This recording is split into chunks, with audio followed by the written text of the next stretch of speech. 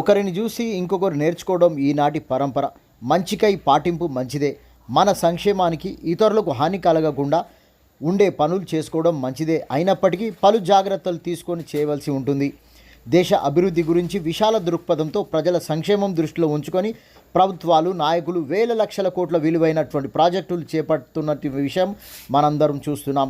ప్రత్యేకించి విద్య, వైద్య, రవాణా రంగం, నీటిపారుదల రంగం, పాడి పంటలు, ప్రజలకు హానికారకంగా మారిన చెత్త, మురుగు, ప్లాస్టిక్, వాతావరణ కాలుష్యంతో పలు దుష్ప్రభావాలను ప్రజలు ఎదుర్కొంటున్న మానవాళి ఇప్పుడు ప్రత్యేకించి మనందరము ఎదుర్కొంటున్న సమస్య మురుగు, ప్లాస్టికు.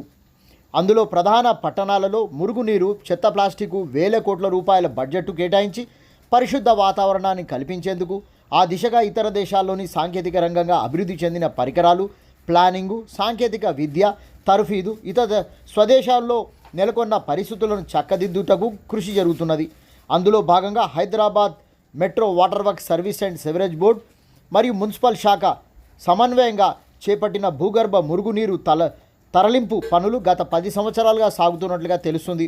అందులో భాగంగా హైదరాబాద్లోని బషీర్బాగ్ ప్రాంతంలో మొట్టమొదటిసారిగా ఆ దశల వారీగా జరుగుతున్న పనులు క్రమంగా ఇప్పుడు రూపుదిద్దుకుంటున్నట్టుగా తెలుస్తుంది.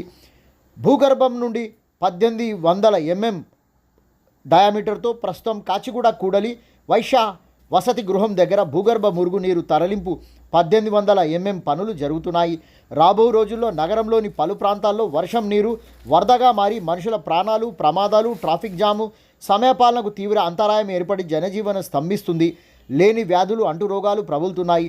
నగర రోడ్ల మీద నీరు నిలిచి మలేరియా దోమలకు నిలయంగా మారి అనారోగ్య సమస్యలు తలెత్తుతున్న విషయం విదితమే.